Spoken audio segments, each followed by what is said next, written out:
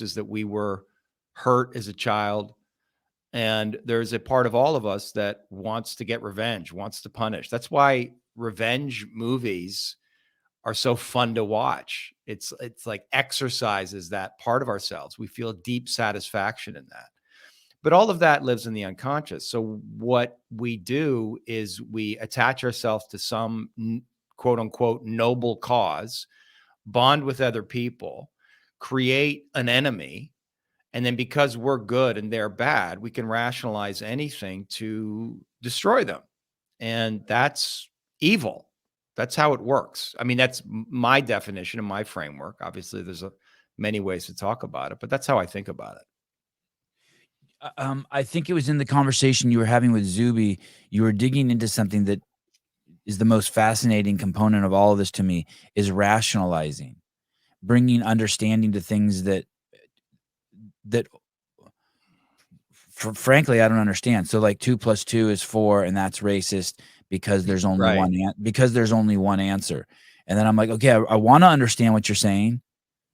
I want to understand how it's racist because there's only one answer, but you're saying that anywhere there's only one answer, it's I can't make the leaps.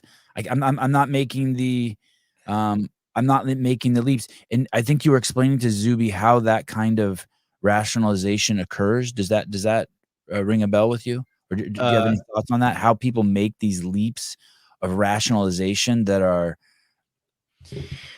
well, that those of us who think we're being logical can't make?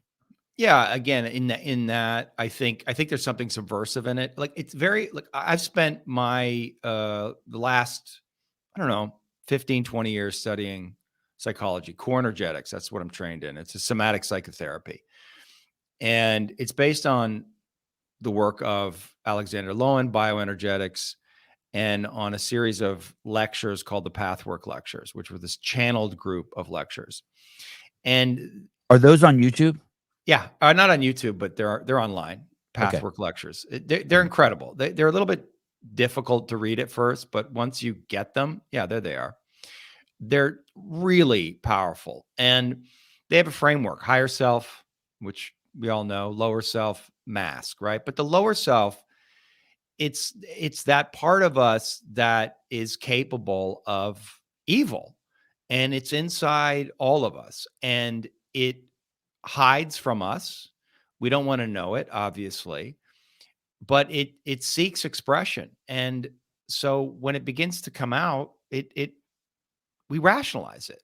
We create a story in our mind to rationalize our bad behavior. And as I said, you'll make somebody else the enemy.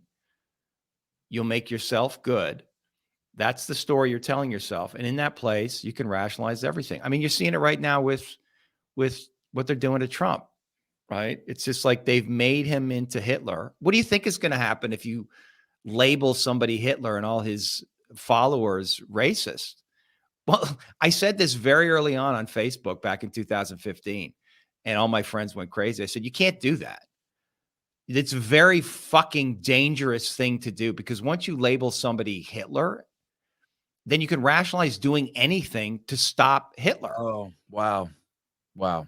And so you can see the setup in that. The people who are actually labeling him as Hitler, they have this evil inside them. They have this aggression. They have this rage that wants to be expressed. It's all about pain from their childhood, right? It's unresolved pain from their childhood. It's just a defense. And we all got hurt in childhood. I mean, we could talk about it as trauma, whatever. Everybody has this, right? I mean, just look out in the world. Look at all the cruelty, all the evil, the murder that's going on all over the world, all the corruption. Well, it's in us. And so for me, really the work that I do is coming to terms with that part of us, to know that part lives inside everyone, and it lives inside me. And if I don't come into relationship with it, if I don't know the part of me that's capable of it, it's likely, almost certain, that I'm going to act out on it in some way. Now, am I going to go hit somebody over the head? Probably not.